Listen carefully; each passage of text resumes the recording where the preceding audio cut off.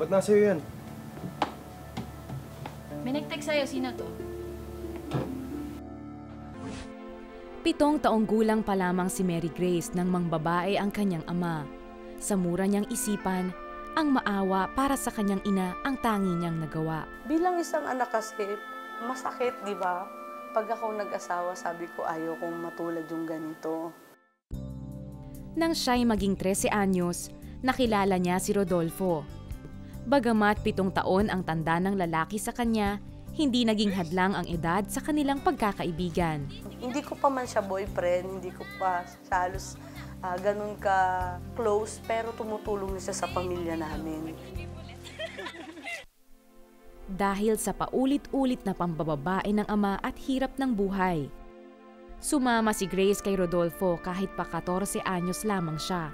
Gusto ko lang din na mapatunayan na yung magiging pamilya ko hindi magiging kagaya ng pamilya namin. Kasama na po yun sa pagre-rebelde. Nagpakasal si Mary Grace kay Rodolfo sa edad na 19. Sa gitna ng matamis nilang pagsasama, nangyari ang kinatatakutan ni Mary Grace nang magkatotoo sa kanya ang tinatakasang sumpa sa nakagisnang pamilya. Niloloko mo ba ako? Yung totoo, sabihin mo, niloloko mo ba ako? Sorry. Sorry. Bakit? Hindi na mauulit, promise. Hindi na mauulit. Bitawan mo ako, bitawan mo ako. Gayon na lamang ang pagdaramdam ni Mary Grace sa asawa. Nasa ganoong sitwasyon siya nang makapanood siya ng The 700 Club Asia. Ang prayer po kasi niya noon na sa lahat ng mag-asawa, dapat huwag maghihiwalay. Hanggat maaari, pag nagkaroon ng ganito, hindi ako mang-aaway. Sabi ko kasi di po ba nasisira talaga yung pamilya. Nagsimula ang panibagong yugto sa buhay ng mag-asawa. Ngunit hindi inaasahan ni Mary Grace na mauulit pa ang panloloko sa kanya ng asawa sa mismong matalik na kaibigan pa niya. Parang kapatid ko na talaga siya. Kaya hindi ko magawang saktan siya. Gusto mo pa ba? Lahat ng kinakain ko, sinusuka ko. Kinausap ako ng panganay ko. Sabi niya, ma, bakit? Anong problema? Ayaw kong sabihin sa kanila. Pero ang hindi ko na kayang itago talaga kasi may nangyayari na sa akin eh.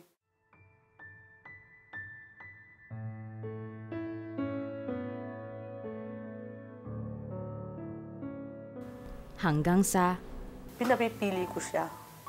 Sabi ko, sino bang mahal mo, ako o siya? Hindi ko kayo kayang iwan dahil nandun. simula noon, tuluyan ng pinutol ni Rodolfo ang relasyon niya sa ibang babae. Nagsimula nang dumalo sa simbahan si Mary Grace at sa pananood ng The 700 Club Asia, higit niyang naunawaan ang lawak ng pag-ibig na ipinamalas sa kanya ng Panginoong Hesus na nagpaapoy muli sa pagsasama nilang mag-asawa. Sa kabilang banda,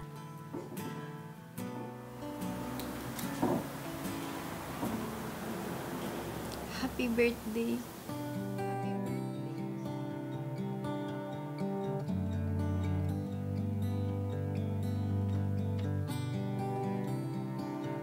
Simula nung nagpatawad ako, gumaan yung buhay namin. naayos muli ang relasyon ni na Mary Grace at ng kanyang kaibigan. Bukod sa nananatiling buo ang pamilya ni Mary Grace, pinagpala pa ang mag-asawa ng sarili nilang mga negosyo tulad ng resort at sari-sari store. Kapwa rin sila aktibo sa mga gawain sa simbahan. Huwag mawawalan ng pag-asa. Basta't laging nandiyan si Lord sa tabi mo. Grabe. Oh, talaga naman. Parang totoo pala talaga yung mga teleserye na ano, no? They actually happen in real life. Oo.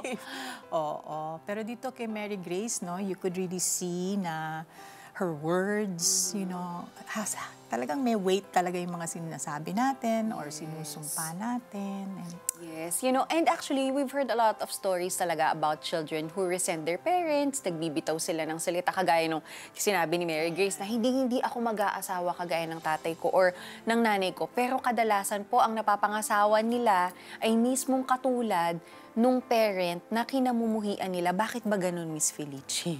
Kasi sabi sa Bible, in Galatians 6:7, whatever a man sows, that shall he also reap. Sabi naman sa Matthew 7 verses 1 to 2, do not judge or you too will be judged. For in the same way you judge others, you will be judged. And with the measure you use, it will be measured to you. Ayun. You know, when Mary Grace judged her father and made the vow never to marry someone like him, the law of sowing and reaping took effect. May effect pala yun, no? Yung judgment na binitawan niya laban sa kanyang ama ay bumalik sa kanya. At ito ang naging hadlang sa flow ng blessings sa kanyang buhay. Kadalasan yung mga vows at judgments na lumalabas sa ating bibig, actually defensive reaction natin yan laban sa pananakit sa atin or because of a choice to reject our parents. Yes, kaya po ngayon, no, nais po namin kayong imbitahan sa isang panalangin. Alalahanin natin kung nakapagbitaw ba tayo ng judgment or sumpa laban sa ating mga magulang. Marahil napakatagal na panahon na po itong nasabi natin ang mga sumpa or judgment na yon, pero nakasiksik yan sa subconscious natin. Kaya kung mapapansin nyo, parang nagmamanifest yan sa buhay ninyo ngayon. Ngayon po ang tamang panahon para i-break ang sumpang dala ng mga salitang yan. Humingi po tayo ng tawad sa Panginoon, and at the same time, I just also want to encourage you, no, sa nangyari po sa buhay ni Mary Grace, unfortunately, Mary Grace didn't have a great relationship with her dad, and that really affected her views in life. And kung nakita niyo po yung buhay niya kanina, yung mga major decisions she made were out of anger sa kanyang ama. And I just want to encourage you, if you're like Mary Grace at meron kayong ama na marahil hindi present or talagang nakasakit ng grabe sa inyong buhay, God is a perfect Father. Hindi po siya kagaya ng ating earthly father na makasalanan o nagkakamali. Meron po tayong perpektong ama na lubusan ang pagmamahal sa atin, na hindi tayo iiwanan, at ama na walang ibang hangad kundi kung ano ang nakabubuti sa atin. So kung nanonood po kayo ngayon, and you're saying, I want a relationship with God, a good and perfect Father, and I want to forgive my parents as well for hurting me, I want to invite you as well in this prayer to receive Jesus as your Lord and Savior. Because of what Jesus Christ did on the cross, we can now be restored to a right relationship with our Heavenly Father. So I invite you to receive Jesus as your Lord and Savior. And at the same time, I will also pray for those curses that you may have spoken to be cut right now. Yes. In the name of Jesus. So join me in prayer. Panginoon, maraming salamat dahil ikaw ay isang perpektong Ama na hindi ka kagaya ng aming mga earthly fathers na nakasakit sa amin, or kung mabuti man ang naging ang naging earthly father niyo, hindi pa rin perpekto kagaya ng Panginoon. Panginoon, maraming salamat because you are a good and perfect Father. And thank you, Jesus, for living the life that I should have lived. Jesus, you died the death that I should have died on the cross, and on the third day, nabuhay kang muli, so that when I receive you, when I repent of my sins, and I receive you as my Lord and Savior, I can be restored to a right relationship forever with my Heavenly Father. So Lord Jesus, right now, I'm declaring that I repent for my sins. Patawarin mo ko sa lahat ng mga nagawa kong kasalanan. At Jesus, tinatanggap kita ngayon bilang aking Panginoon at tagapagligtas. Maraming salamat dahil ngayon ay mayroon na akong relasyon sa aking Diyos Ama sa langit. Holy Spirit, help me to release forgiveness towards my parents. And right now, I cancel every curse, lahat ng sumpa na sinabi ko against my parents, lahat ng judgment na sinabi ko against my parents. Patawarin niyo po ako. And right now, I receive the good fruit of my salvation. I receive it, God. Holy Spirit, help me to live a life that is pleasing to you. Help me to walk according to your ways. In Jesus' name I pray. Amen and amen. It's Amen. Felici. There are people watching us right now. You know, the Lord wants to give you complete freedom. Meron kayong mga pinagdadaanan. There are those who are watching right now na may mga sakit sa katawan, may mga karamdaman. The Lord is touching you right now. Put your hand on that area in your body where you have a condition or an illness. The Lord is touching that area right now and speaking healing and wholeness in the name of Jesus. Nothing is too difficult, nothing is too hard for our God who heals. He continues to heal today, and I pray miracle healing for those areas in your body that are not well right now. The Lord is saying, trust Him and receive your healing in the name of Jesus. There are those who are watching us right now that kayo ay mga magulang ng special children. And the Lord knows that you are weary. And God is saying, I am giving you refreshing.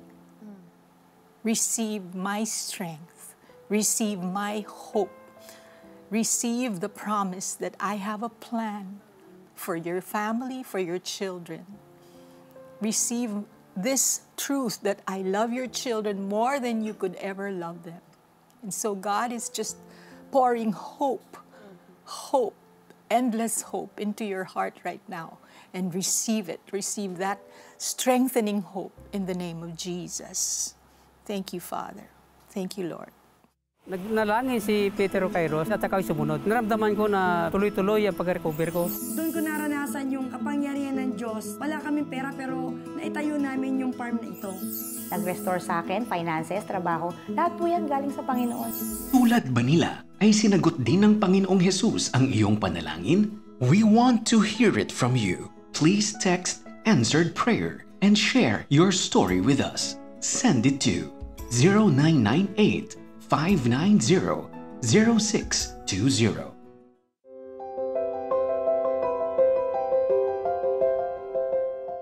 Partners of CBN Asia lend a helping hand to the helpless, bring hope to the hopeless.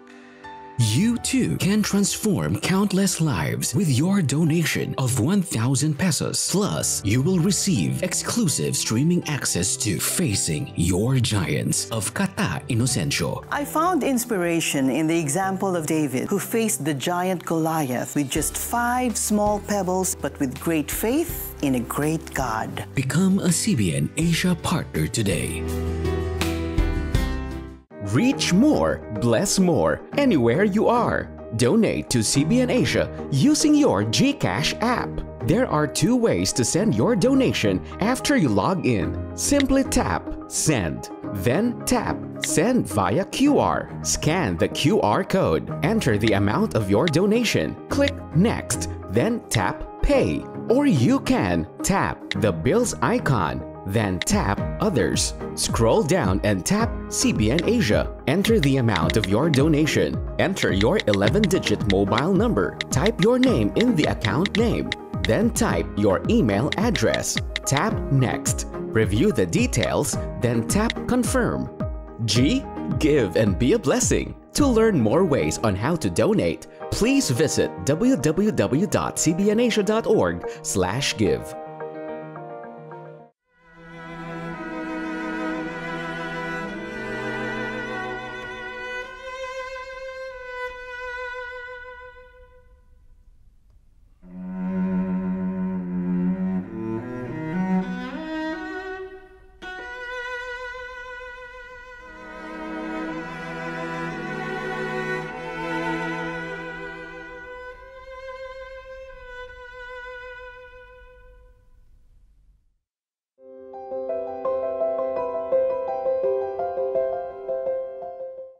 Nag-meet kami sa camp. Bago talaga ko siya naging close, ang close ko is yung brother niya, younger brother niya. Siyempre, camp, di ba, youth camp, parang tuksuhan, yung mga crush. So, doon ko nakita si Len. Sabi ko, ba naman tong babaeng to? So yan, long hair, tapos kulot. Naka-black t-shirt, tapos ripped na jeans. Di man aminin ni Rain ang nararamdaman. Nagustuhan niya si Len. Yung crush na yon, nalaman ko na ako yon. And then after that, dun kami naging as in close, wala siyang masyadong friends. So, bukod sa akin, tapos yung konting circle of friends niya. And at that time kasi, nung magkakaibigan kami, ang alam ko may girlfriend siya. So, close kami, pero hindi close-close na, alam mo yun. Nagulat ako nung one time tumawag siya sa bahay namin. Kasi after sa mga tawag-tawag, yung mga ganon. Then, sinabi niya sa akin na he liked me. Ikaw, as a girl, may girlfriend siya, anong mararamdaman mo, di ba? So, parang medyo mali yata yun.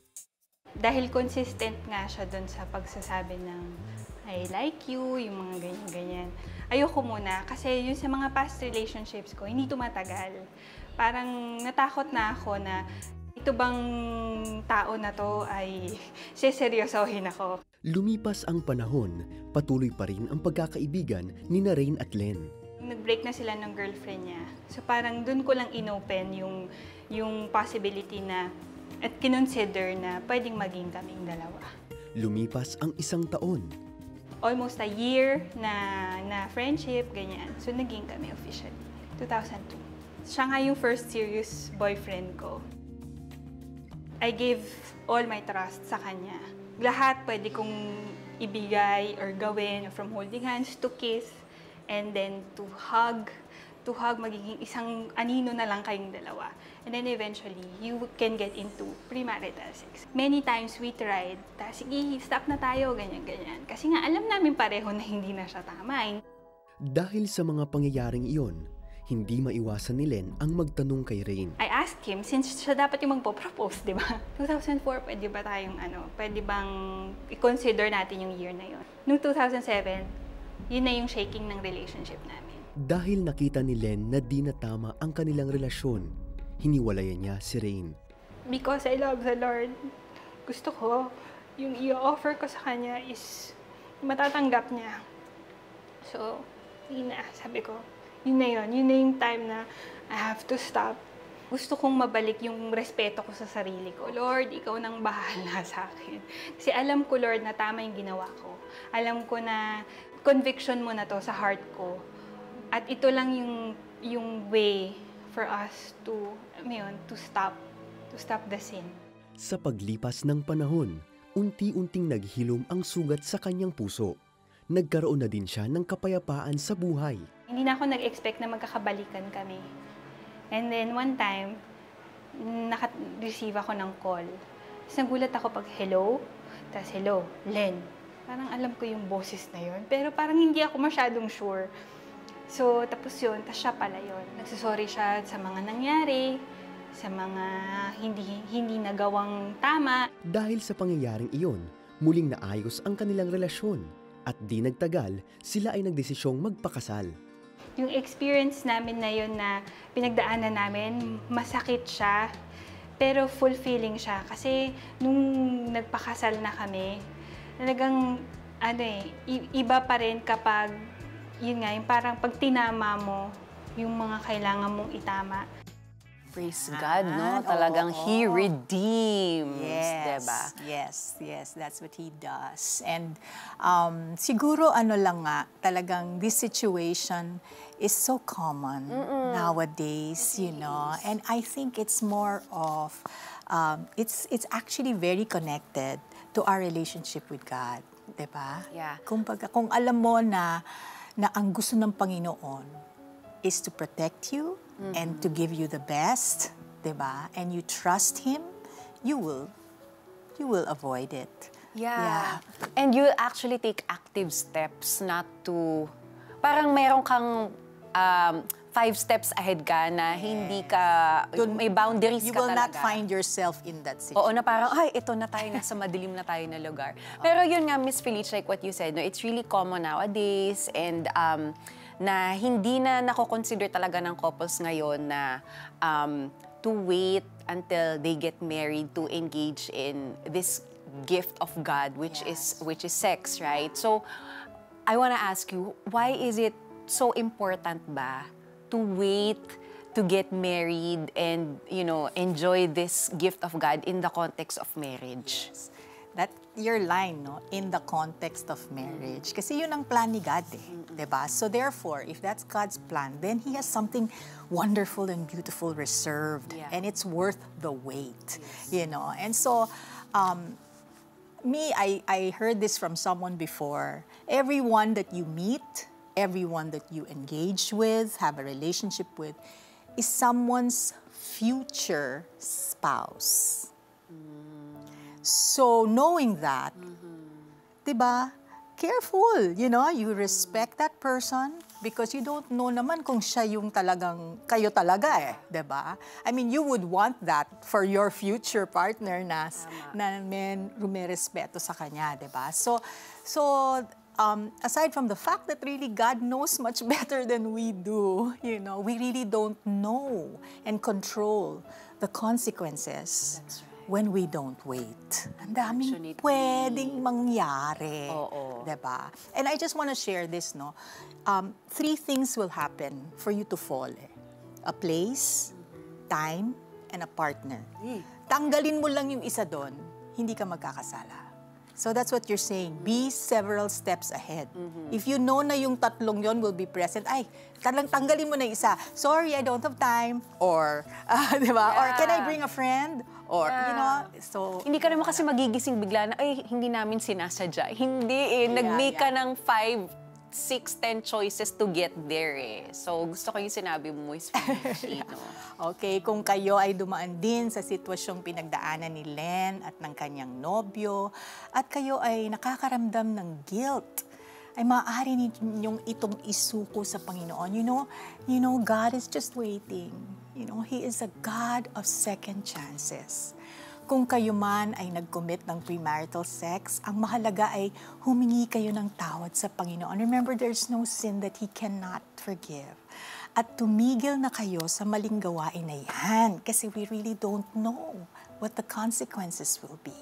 Seek counseling, you can call our prayer center, at magsimula kayo muling lumakad ng matuwid sa harap ng Panginoon.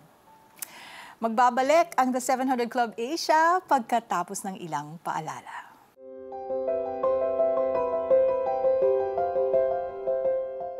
For the past 29 years, CBN Asia has been proclaiming Christ and transforming lives. We couldn't have done it without the help of our partners. We invite you to continue the journey with us and be a blessing to others. For your donation of 2,500 pesos, you will receive a limited edition CBN Asia statement shirt. Together, let's proclaim that God is good. Be a CBN Asia partner today.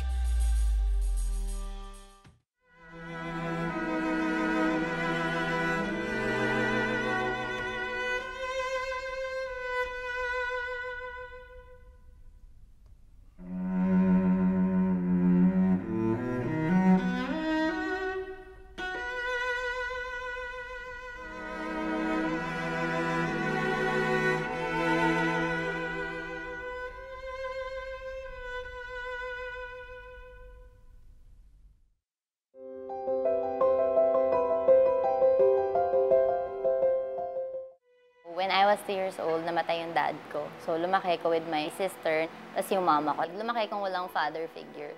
Kahit na may mga kuya ko, may sarili silang life. Hindi talaga maganda yung environment outside the house. Makikita mo dun yung mga nagyoyosi, nandun yung mga umiinom, violence, may mga nagmumura. Lumaki kong nakikita kong pangit yung paligid. Yung kuya ko nagda-drug siya. For me, lumaki kong normal na lang yun. One time, may nakita ko sa neighbor na parang mga bata, enjoy sila, masaya, ganyan. Tapos lumabas ako, sumama ako sa kanila. This girl, sinama niya ako sa taas nila, sa taas ng bahay nila. And then, hiniga niya lang ako, tapos pumatong siya sa akin. Parang, uy, ano yun, something new. Parang, I was never been touched, I was never been, alam mo yun, I'm innocent, I'm very pure. Tapos biglang may gumanon sa akin. And then, all of a sudden, I was looking for it. Nagdadalaga na ako. Of course, hindi na sa babae, parang I'm looking for it sa guys na. I never became serious in any relationship. Talagang yung mga relationship ko before, sobrang makulit lang. Siguro I was just looking for love na hindi mabigay ng kahit na sino. Kasi when I was in high school, di ba nga hindi ako serious sa mga guys. So parang wala naman kaming ginagawang anything. Pagdating ko ng college, ibang level na pala to. Kasi yung naging classmate ko, ano siya, 8 years older than me. So, naging boyfriend ko siya. And then, ayun, nagka-baby kami. Nung nanganak na ako, siguro nung nag-start to nung 9 months na yung baby ko, nagkakasakit siya. God, ba't ganyan ka? Bakit may inalaw mangyari sa buhay ko yan? Hindi ko naman ginusto yun eh. Bakit may inalaw? Minumura ko sa God. Galit ako kay God. So I think all this time, I was thinking naman, sira naman na yung buhay ko eh. Parang it has no value anymore. So why would I value myself? Parang tingin ko sa sarili ko, I will never be as clean as I wanted to be anymore. Up to the point na si God na siguro, ginawa niya, sinet up niya na. In my hunger, syempre parang ako na talaga yung naghahanap kay God. Nagpunta ako sa church. I said kay God, God, just heal my daughter. And I will serve you all my life. I will give you my life. Sinabi ko yun kay God, my daughter got healed. That time na nagkaroon ng revelation sa akin si God na the old has passed, the new has come. So, kahit gaano karumi yung past ko, man, He was able to cleanse me from the inside out. Di ko na alam kung paano pa ako magpapasalamat kay God. Because no word can express how much I'm grateful that God has saved me and took me out of the darkness and gave back my dignity. God loves me. I'm secured in His presence. I'm a precious daughter of God. I'm God's princess.